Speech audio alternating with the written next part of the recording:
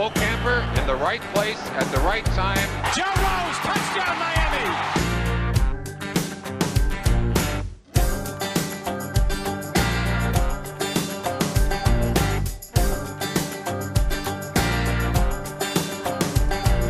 Hey, welcome back to Out to Pasture. Kim Bokamper, Joe Rose, and Joe, I got a treat for myself. I hope you enjoy. Can't wait. It's a good friend of mine. I've known him for a long time. A guy that a lot of people may not know unless you're into auto racing. A good friend of mine, Willy T. Ribs. Grew up with him in the Bay Area, and we've known each other for a long time. And I thought it'd be fun to have him on our show. First African American driver to strap up in a car and drive in Indianapolis, the Indianapolis 500. Unbelievable. Yeah. The story. By the way, he did them all too. And NASCAR, in Trans the Am, 70s, F1. going to the South, NASCAR didn't exactly, and all the things he had to overcome for his career. Amazing. Great stuff. Grew up on the mean streets of East Side San Jose. Willie and There's the relationship. So let's bring my friend on. I met Willie T in San Jose. We played high school football against each other. Played a little football at junior college, and we've been friends ever since. Welcome to the show, Willie. Thanks, Kim. Over 50 years we've known each other, huh? Yeah, unbelievable. Hey, we're still trying to look good too. I mean, well, Willie, you take off your hat, I'll take off my hat, and I'm sure our heads look very. There you go. There it is. Yeah. As they say in Germany, we lost some feathers. That's what 50 years coming out of the east side of San Jose will do to you. Yeah, well, I got to tell you it was a great environment we grew up in. I mean, it was very competitive, and everyone had a mission. I mean, you had a mission, and you accomplished it. I had a mission. I couldn't play football. I mean, and I knew it. I put the pads on, and then after a while, I thought, you know what? These guys are, they're faster than me. They're hit harder. I better stay behind the wheel. But I could beat you guys to the restaurant every time. We used to eat at the smorgasbord, I remember, in junior college, and we'd race there after practice, and you guys always lost. I would always run out of the locker room, try to get to that car first. And even if I got to the car first, I was probably either second or third coming out of the parking lot and smelling some of your exhaust going down the highway 101 or whatever the hell that highway was. Yeah, that was that. They had just built They were just building 680. That's right. Right, they were just building it, and there was no cars on it. I mean, it was 3 lanes wide each way, and we were running 100 miles per hour on it. Yeah. There was no cars there. So Willie, when did you first move into auto racing as a passion, as what you wanted to do with your life? What got you from racing out of the parking lot at San Jose City College, trying to get under that gate so you didn't have to pay any money, and getting into the racing business?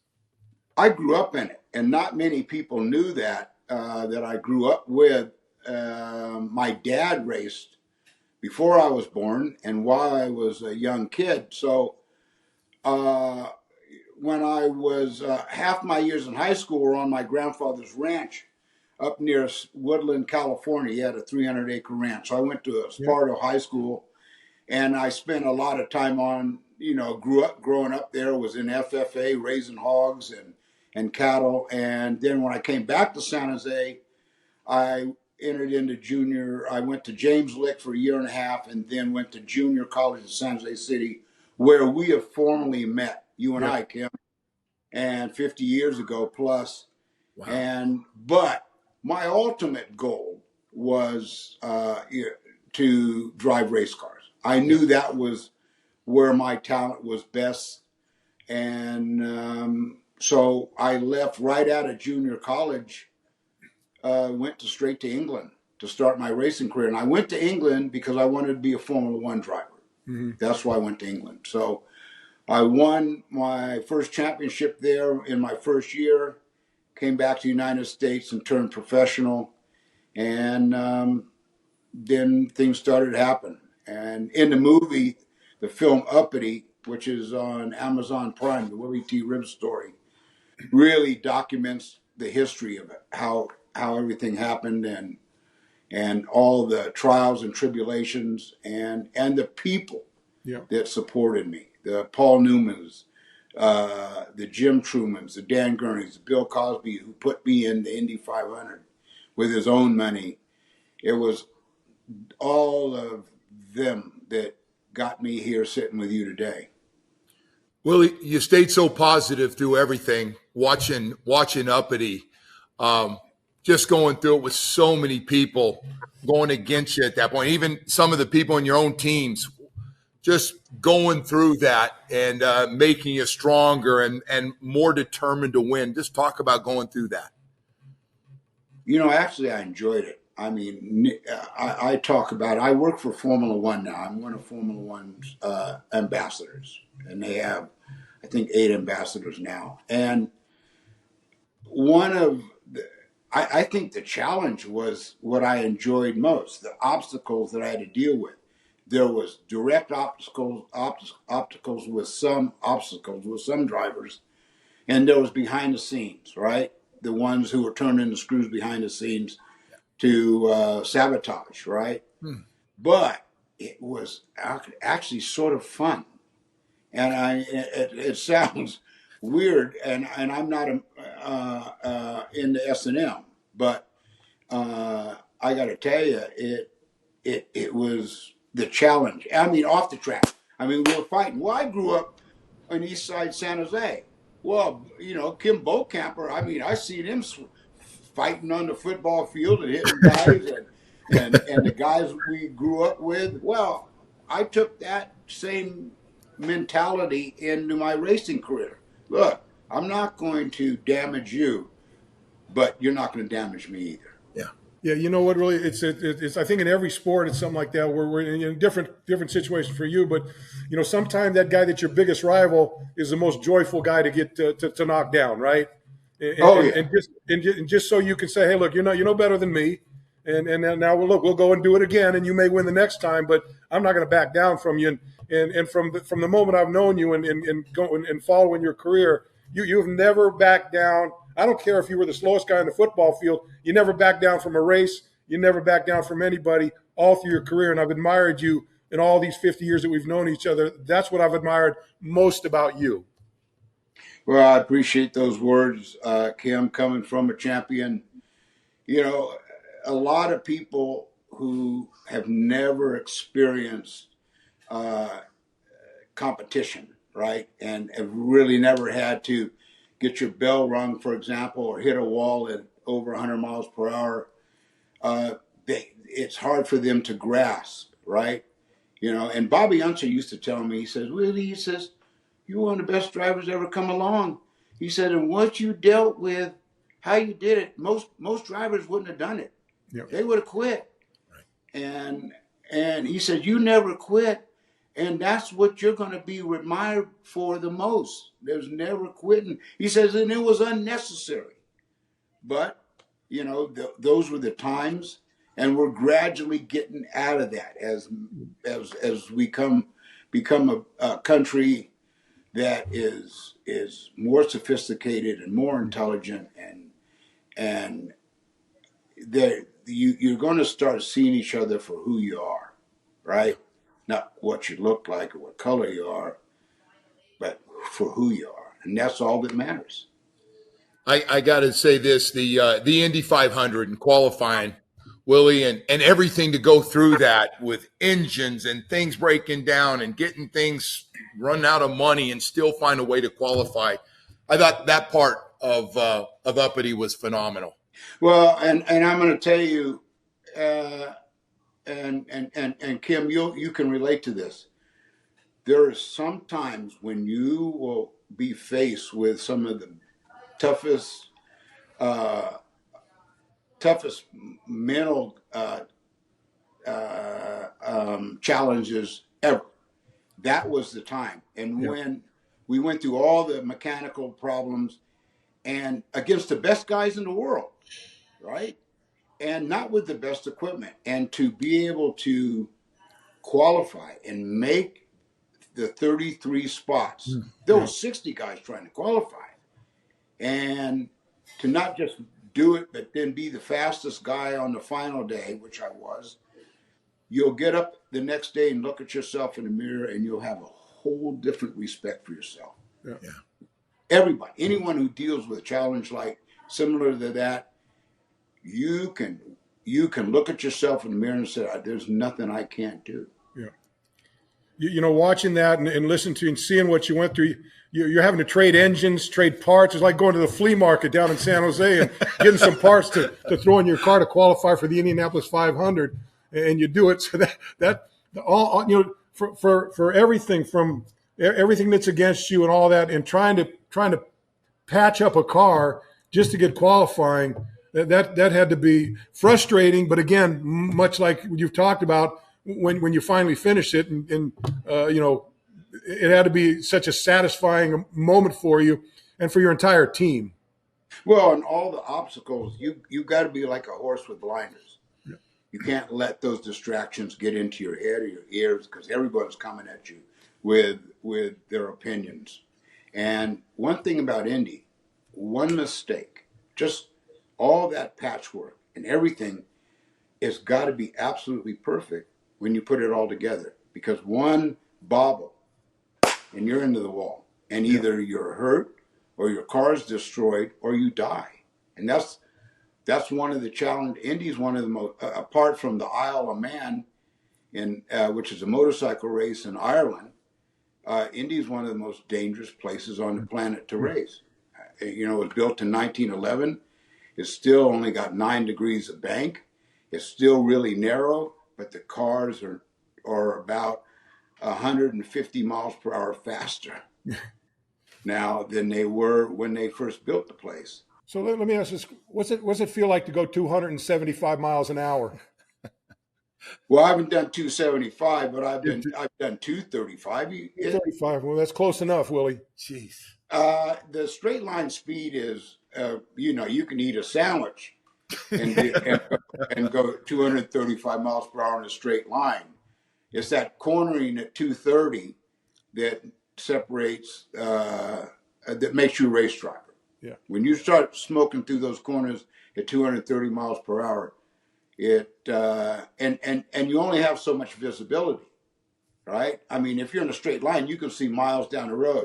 But when you start, when you are smoke into that corner, you bend it in, and it's one move with the wheel, one move, and if that thing starts to loosen up, hopefully you can save it. But there's a lot. You depend a lot on your team and your engineer to make sure that you have trust, because you have to have 100% trust when you go bending that thing in there at 230 miles per hour and leaving your foot down, because you don't breathe it, right? You don't go up and down on that throttle. You are on the metal.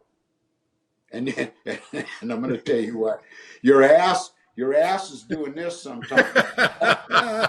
If that car's not right, your ass is doing this. That's awesome. Hey, Willie, Muhammad Ali's also talk about him and some of the characters, Don King, Only in America, and some of the others, Paul Newman, some of the people that were around the racing that you had a chance to meet and gave you some great advice, especially Muhammad Ali. I like that part. Your relationship with Muhammad Ali. Well, I met him in London when I was there racing, and the British motorsports press called me and said, Ali's coming to London to promote his film, The Greatest.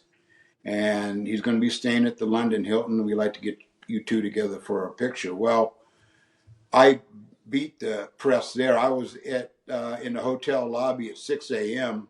Actually, I waited up all night for him. I got there around 11 p.m. He'd come in, him and his wife, and they went by me so fast, and I was stunned. My legs locked. I couldn't move. And so I went to the front desk, and I said, when does the champ run?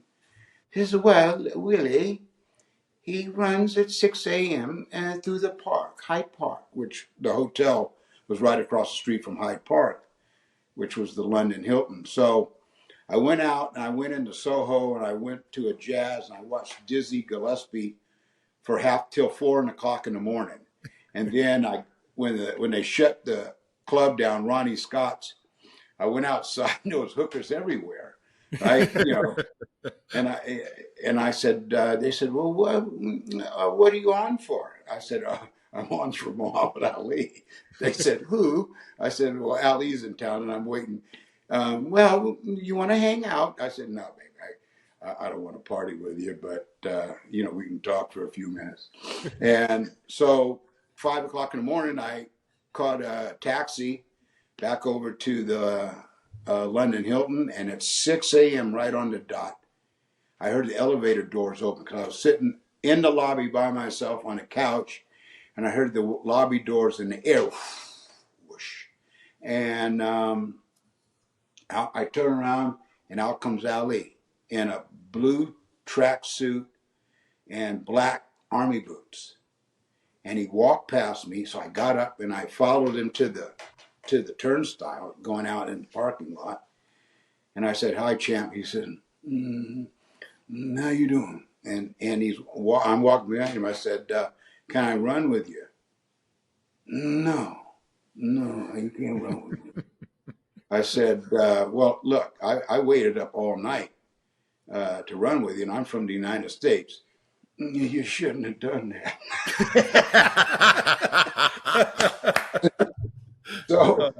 So I followed him. He says, okay, but you walk behind me and run behind me and stay 10 foot back. So I was running behind him. In about 15 minutes, he says, what's a black boy over here? What's you doing over here? I said, well, I'm driving race cars. And then he slowed down so I could get closer to him. He says, you doing what? I said, I drive race cars. I'm over here and I've been winning. You ever get scared? I said, no. I said, you ever get scared of Joe Frazier? He turned around and faced, I'll knock you out. And so we ran and we were talking, and I was running side by side with him, and he was asking me about what it took. And then he says to me, he says, you're going to deal with, when you get back to America, you're going to deal with some problems, ain't gonna, and it's because you're black and you're in a white sport. So you're just going to have to be tough and mentally tough more than anything, and get in the boxing gym and train like I do and keep your reflexes fast, just in case you need them. And so we finished running. We went across the loop there, went back in the hotel, and I was ready to leave. I said, well, thank you, champ. He says, you hungry? I said, yeah. Well, come on, let's go have some breakfast up in my room. That's how it started. Wow. And then after that, we became friends. He gave me his information. When you get back to the United States, come call me and come to the house. And I would see him maybe once a quarter. Every 3 or 4 months, I'd see him. Wow. What a story. Hey, so Willie, so building on that, you come back to the United States. You get into NASCAR. NASCAR's in the deep South, North Carolina, Alabama, Georgia, Florida, all around down there, and that's what Muhammad was talking about, getting into that, especially at that time, in that race, in that era, it had to be tough. Your skin had to be like leather going through that with some of those. I'll call them what they are. Some of the rednecks who were running around not only on the track but in the stands and when you come out of the racetrack. Well, Ali, of course, from Louisville, Kentucky. So really all he knew was NASCAR. He didn't know much about Formula One, which was my ambition, and IndyCar. He knew about the Indy 500 because Louisville and Indy and Indianapolis were real close.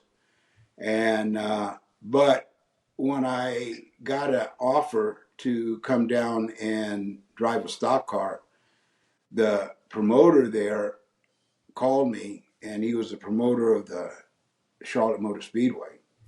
And he said, I get a call. He said, well, I couldn't understand at first. He says, this Willy T? I said, yes, sir. Well, I'm Humpy Wheeler, and I just want to tell you right now, that the Civil War is over down here. that was the second sentence out of Civil War is over down here, and I'd just like to invite you to come down and try a stock car, and you're gonna be real welcome. I said, well, what part of town you gonna put me in? So he said, oh, you're gonna stay right down in the finest hotels. And so I flew down there to test the car they had for me, and the test went real good. And testing is really like practicing football. Only in racing they call it testing, but it's actually practice, right? So I was at the hotel restaurant. It might have been the Radisson, and the black waiter comes up to me, and they all knew I was in town. It was all over the news. And he walked up, came and took my order, and he said, you know, you kind of crazy. I said, what'd you say? He says, you coming down here from California, you kind of crazy talking the way you talk. I said, you haven't heard anything yet. But it was, I knew, let me tell you what, it wasn't a welcome mat. Now, there was some drivers like Bobby Allison, awesome guy. I'd go to blows for Bobby Allison. Harry Gant, great guy. Michael Waltrip. There was a lot of, even Dale Earnhardt. They were good people, right? But then there was the other half that made it clear I was not welcome. Yeah. Wow. That's great. So I always wonder, after going all the speed and all the tracks you've seen and stuff, now you're almost 70. I always wonder, you still pretty sharp driving the car, or do you get a little frustrated out there? You slow it down a little bit? You know, I got to tell you that the motorsports media asks me all the time, what kind of car do you drive? So I drive an 09 Lincoln Town Car. Nice. Wow. And a truck, right?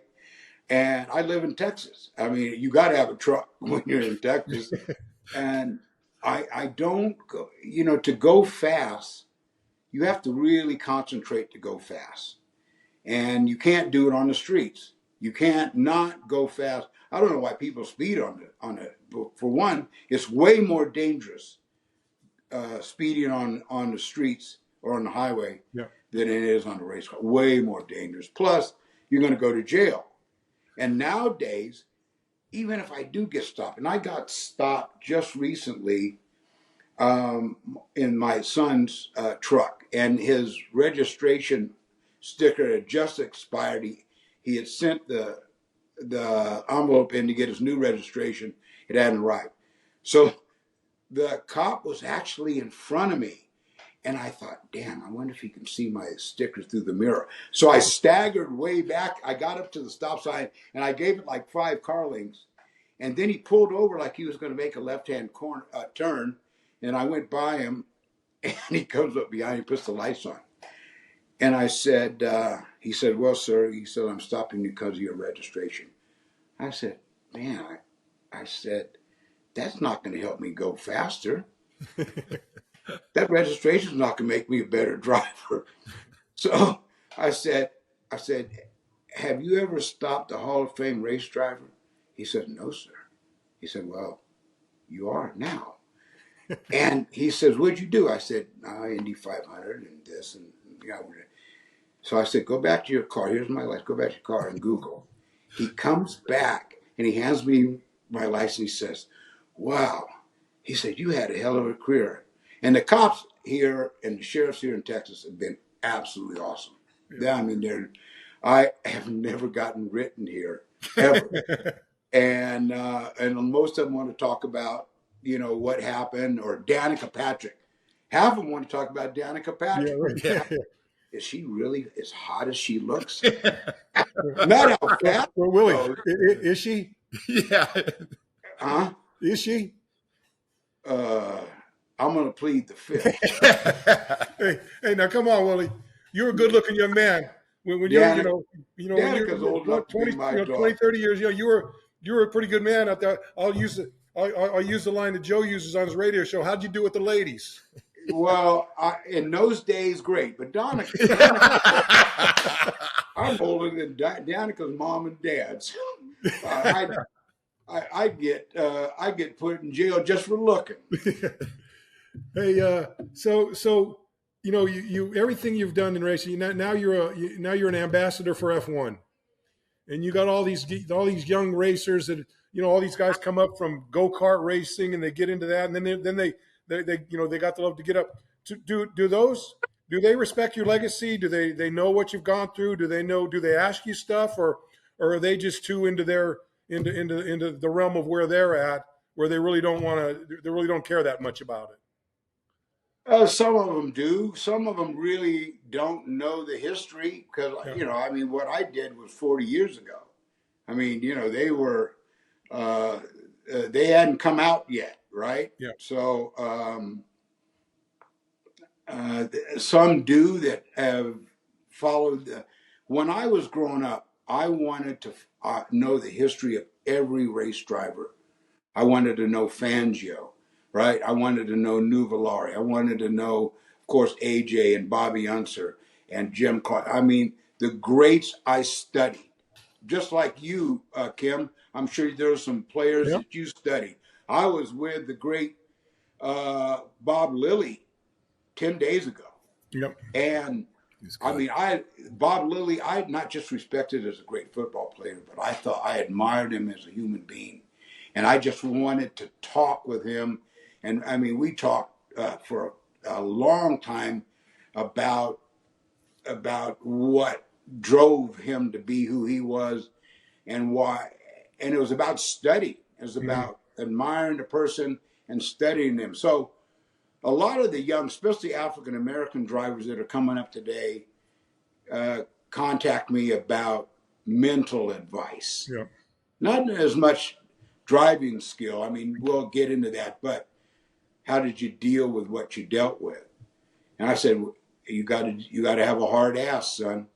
Yeah. I mean, you got to be fair and you got to be decent, but you can't turn the other cheek, and you better keep your ass real hard. And or if someone sees cracks, and I'm going to tell you what, when I went to Indy in '91, a lot of the media, they were looking for cracks. Yeah. They were looking for, is this guy going to throw in the towel? Is he tough enough?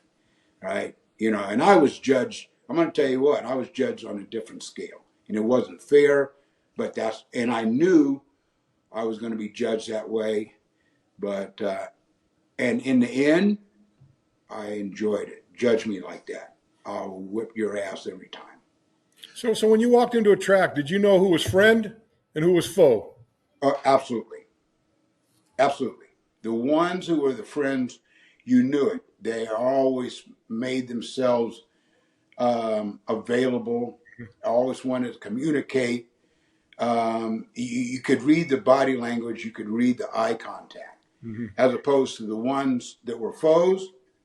Not only did they have nothing to say to you, they weren't looking at you.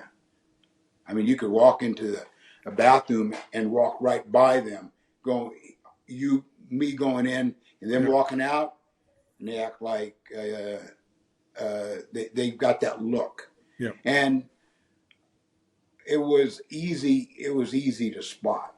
And so the drivers knew that I would bang with them on the racetrack. So they were, even the ones that didn't like me, they tried to make it a little difficult, but they weren't going to try to put me in the wall because they knew I knew how to put them in the wall. And, I think they thought I liked it. I think they thought this guy's kind of nuts because he really doesn't mind crashing. And I had to give them that mindset. I want you to know that we could cartwheel out of the track into the sunset. That's that's what I had to let them know. Willie, I always wondered the crashes. You see them, as you mentioned earlier, some of the terrible wrecks. Did you go through a couple of those yourself? And I mean, it's got to be unbelievable going that fast and a scary situation to go through. You know, one of the things that I wanted to be great at as a driver is not crashing. You know, knowing where the limit of the car is, right? I mean, back in the days I was racing, you know, they've got telemetry and they've got computers for what the car's doing, tire pressures, aerodynamics, even now sensors, tire sensors. They didn't have any of that back in my day. Your telemetry was your ass, right? That's what you felt. You know, your butt's the lowest center, lowest to the ground of anything, right? So what your butt felt was how you communicated to the engineers on what the car was doing. You knew that there was a limit to everything, and one of the things that I wanted to do was not get a bad reputation for crashing. Forget about dying.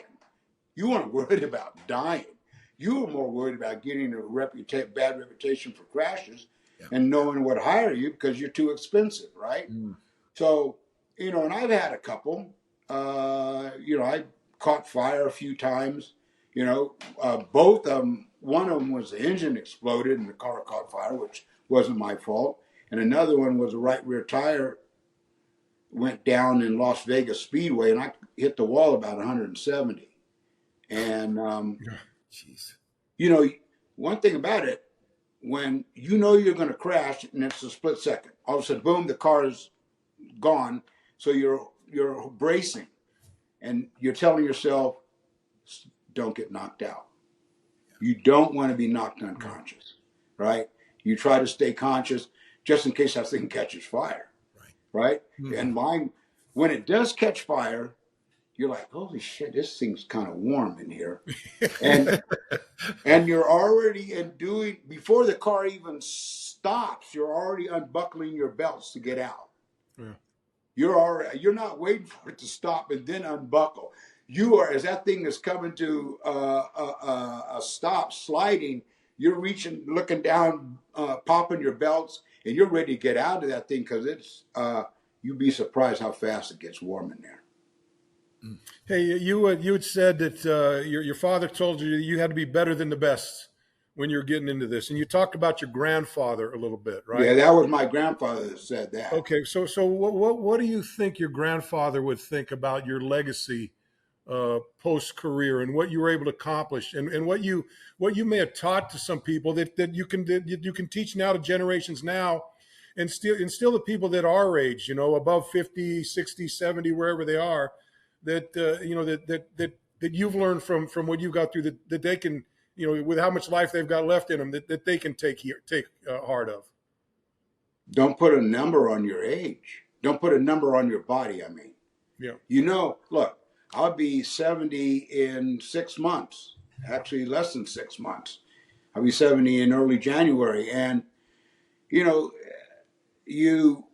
I still work out. You know, I swing that axe every day. I do. You know, I'm not as great a shooter as my son Theo. Theo's world class. In fact, Theo just won the North American Championship, and he's number 4 in the world. Wow. And he missed winning the world championship by 1 target. So, but I go out and I'll shoot competition, different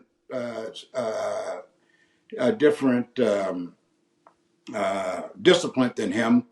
I don't know, he won't let me shoot clays.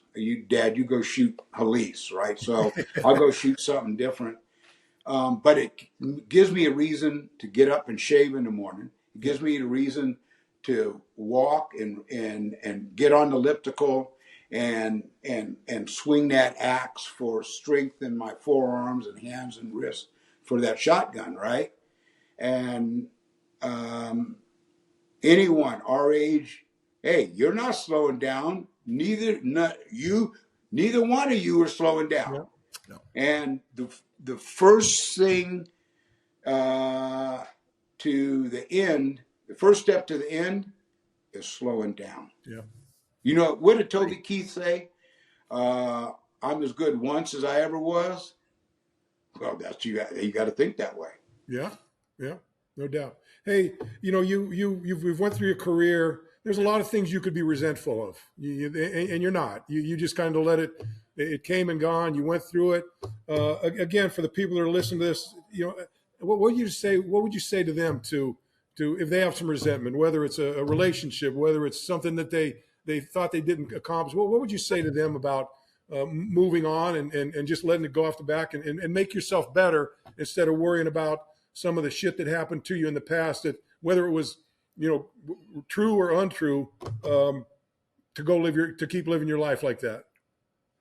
What I would say to them is you can't win a race looking in the mirror. Yep. If you're looking in the mirror, you're going to crash. You got to continue to look forward. Everything that happened in the past is water under the bridge. If you are smart, you'll learn from it and make adjustments. But you can't.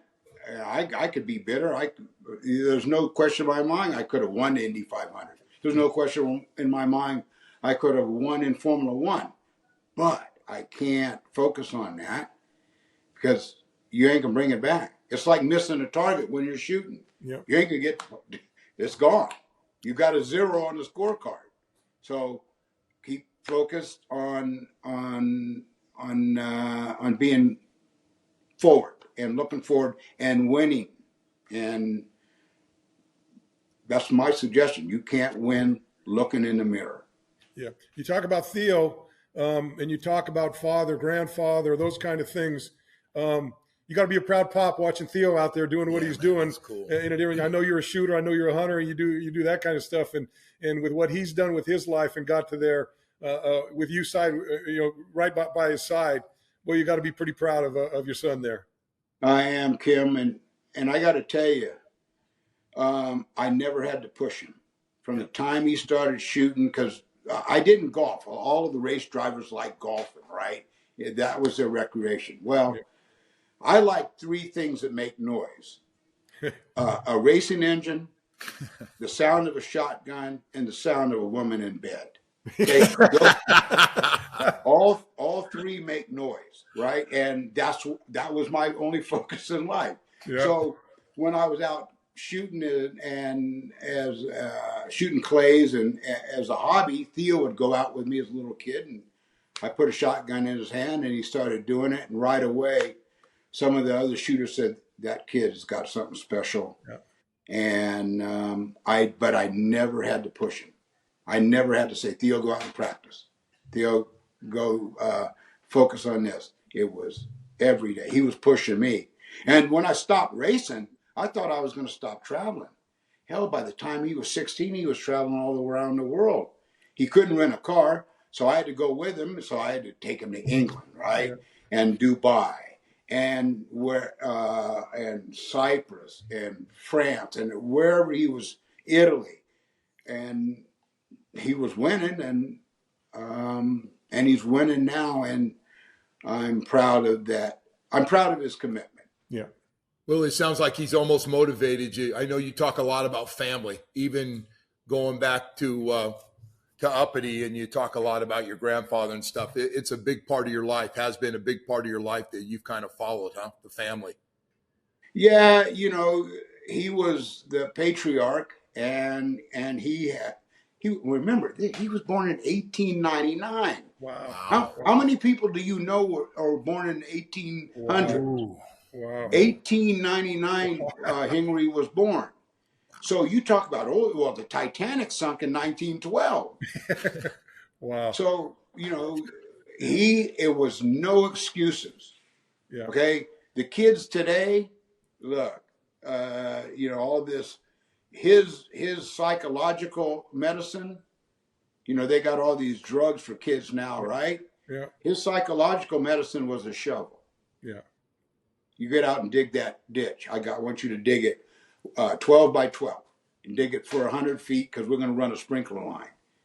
By the time you were done, you were so damn tired, you were going to eat and go to sleep. You didn't have time to feel sorry for yourself. Hey, really, I want to thank you for coming on with us, man. It's been great, and I got to tell you this one story that always resonated with me. I was in Daytona. It was I don't want to bring up bad stories, but when you were with Jimmy and when Jimmy was getting married, it was that week, almost that married. weekend. Yeah, I got and you were running the 24 hours of Daytona, and I was up in Daytona. Some guy was opening up a restaurant, and we were there, and we'd had a few cocktails, and so we got in the pits sometime 2:00 in the morning or something, and walking around. I see your sign on one of the doors there, and I saw Willie Ribs. I stick my head in there. I go, hey, the guy goes, hey, what are you doing? I go, I want to talk to Willie. Willie's sleeping. He's got a driver. I go, well, just tell him Kim Bokamper's. You popped up out of bed, came over, gave me a hug, and I'll never forget that moment. That's what true friendship is about. When you're in the middle of something like that, and I wake you up at 2:00 in the morning, you pop up and give me a hug. I'll never forget that moment. I love you, brother. Well, I'm glad you did, because I was ready for my shift anyway. Hey, I love you too, Kim, forever. Thank you, Willie.